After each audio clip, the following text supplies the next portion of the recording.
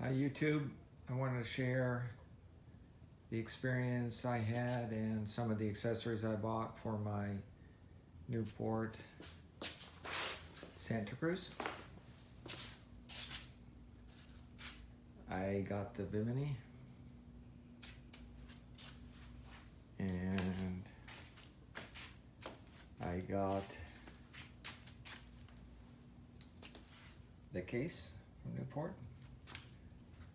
Got a 55 amp per hour battery for my 46 pound motor that's coming. These didn't work out. Ordered another pair. The little fastener wouldn't click in correctly. But I can share some of the struggles I had here. Here's the bimini itself. It's really nice. It's from Seamander. It's the Model B. I can't remember the exact dimensions, but it's not the small or the large one. And the documentation actually is for more tubes. So I had to figure out how to fasten it up, and that was a pain. But I used HR66 glue and I fastened it there. That worked out really well. I didn't do such a great job of a registration because I didn't put glue on both sides. I just put it on the attachment. Here I outlined it. I put glue on the raft, then I put glue on the accessory, and then I bonded it, let it sort of dry for almost 30 seconds, applied pressure, and it's perfect. So I also put silicone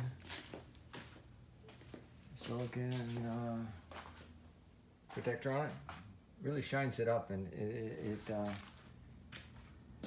I presume it's going to protect it. And had some problems inflating it. You know, they showed how you had to do it in 10 minutes or something. Trust me, the first time you do it, it's not going to take 10 minutes. What you do is just inflate the whole thing separately. Take that out and inflate it. Take the boat out so it gets the form, it fills out the form, and then get used to the valves. I had a problem with the valves. They were, see that little yellow thing in there? I don't know if you can see it. Yeah, let me show it. You have to press down and turn it and lock it. Otherwise, you pump it up and the air just comes out. Took me a little while to figure it out. But the next time I do it, do not fill the center when you're putting in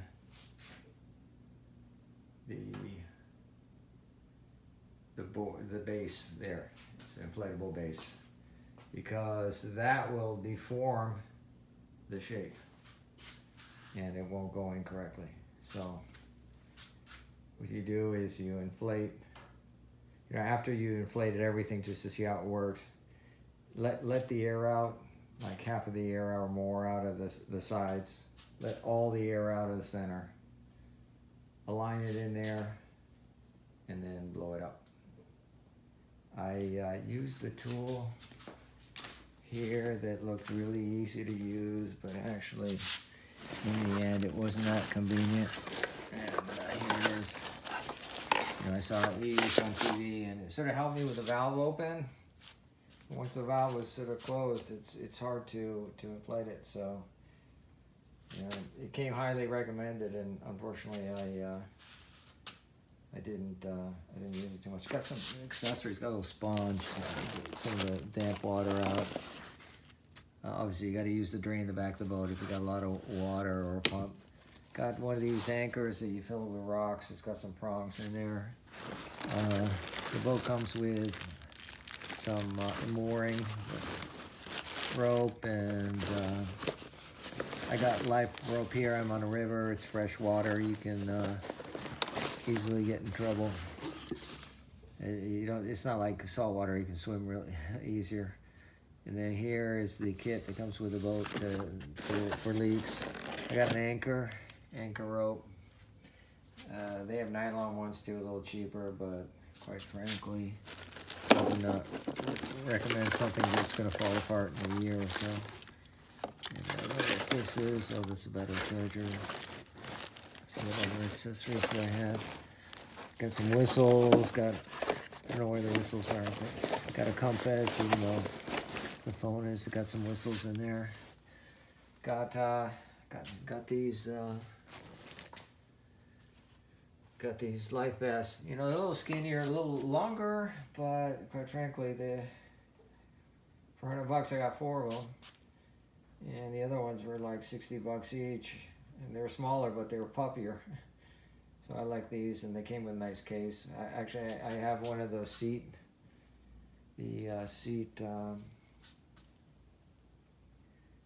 sort of cushions, and what if I show you? And it has like a compartment in the bottom you can put stuff, and here's the pump. Got the oars, and yeah, you want to put that in when you don't have air in it. It sort of slides in here. That wasn't that hard. I was a little concerned that it'd be hard to put that in, but that pretty much sums it up. I don't know if I can show you who I am. Here I am, but I don't know how that came out. But anyway, unfortunately I have to wait to launch it because, you know, this problem here. There were some other wheels. These were expensive. They came from Newport. They seem a little heavy too. There's another company that makes them look on YouTube. They're like steel tubes, and they're not as heavy, but they do have pneumatic wheels too. A little pricier, 25 more or something, $25 more. But really sort of happy with the can. Oh, I got a stencil kit for my numbers. I shouldn't even show you my numbers, but I don't think it matters. And that is where I put my 3x4 registration for Florida. It's 3x4 for other states. I think it's 3x3.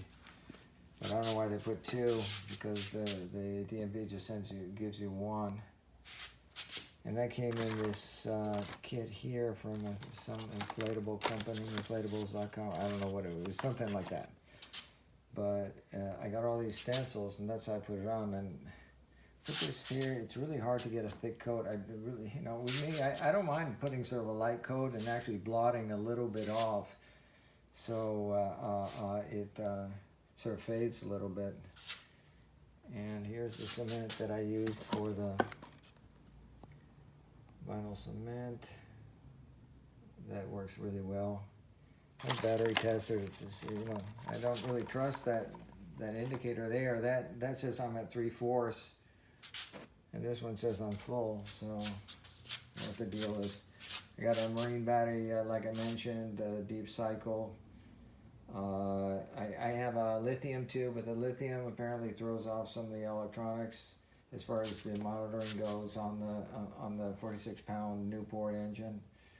I don't think it gives you an accurate reading, but here, I guess you can test this. You press it down here. So that's saying that it's 3/4 full. And technically you're not supposed to run these batteries down. The lithium you can, but this one you can't.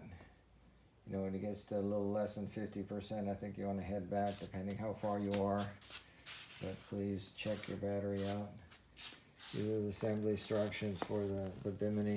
Of course, here you see that you got like a center pole here, which I didn't have on mine. So I had to sort of logically figure that out. It was an enormous pain. Oh, to do the letters, I sort of used the guide and put a pencil on the bottom. Actually did this one worse, like the 8's off on there, but did the other side a little better. What's this? Just started there. Actually started with the last letter first and went backwards. And then the silicone protector, look how it makes that shine. It's really nice. but can't wait to launch it. Unfortunately, you know, I don't have a trailer.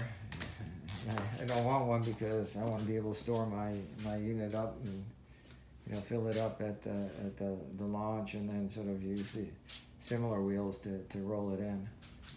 But I thought it was interesting. It has aluminum a stabilizer on the, I think it's called needle inflatable. It's thread technology. It's pretty solid.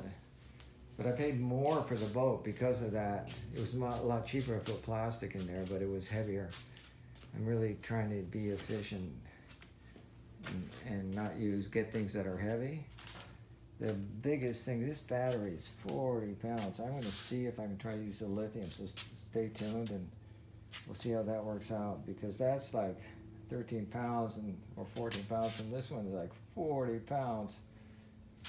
But yeah, this is my setup. Should have organized my gear in a couple bags. My wife will organize other things like suntan lotion and mosquito spray. But unfortunately, I took the bimini down. It looks great on here. I don't know how you can sort of survive without a bimini, you know, from rain and sun. You really need that protection. But also got frustrated with these sort of covers. Guess these plastic covers here, they come up through the bottom and then back through the top, and it protects it when you roll up. I guess when you roll up the, put it in the, here it is. Put it in the holder, bag, or whatever you want to call it. You don't want to scratch, you know, with those valve covers. So I noticed they put that in. That was sort of nice. But I'm gonna have to drill the back, so I have to put sealant. They say use the sealant on the outside. It doesn't really matter as much on the inside. But you put the sealant, you know, you outline with a stencil. You check the height, so it's the right height. And a little concerned about these might get in the way of the wheels, but we shall see. I'm guessing those are like splash guards. So, but the bimini, I actually attached. See these here? This was sort of difficult to figure out because it's not sort of intuitive how they go in. You have to sort of get one of them to go behind the screw. And then I put the clip on the bottom. I think that's the way it's supposed to go. And there actually is a cover on it now. Comes with the Seamander. They fasten the back here. The middle goes to there. And it has like a plastic screw that I put in the side of my bag here to make sure I have it. And then I fasten it on the top there. So you know, there shouldn't be a lot of pressure. I mean, it's it's horizontal. It shouldn't catch the wind. But you know, maximum of 10 horsepower. I'm going to use almost a 1 horsepower, 46 pound. I have e-propulsion coming, which costs more than the boat and all the accessories. But it's almost 3 horsepower, and it's good technology. The battery, you don't have a 40-pound battery, so that's good. But I hope this helped. There's only one bimini cover I was able to find online that, you know, you put the bracket in. So I lucked out there. Keep wrapping it up and rambling on. So at this point, I'll sign off. I appreciate you guys staying with me to watch this. And we'll talk to you soon. Or we'll see you soon. Please subscribe and like. And I will be back. Got some about a guy who used camper, and I will show you that next time. And my modifications on the pop-up trailer from Viking. I think Express TD9. It's not the latest model, so it doesn't have all the features, but okay, well, after that plug, catch you guys later. Bye.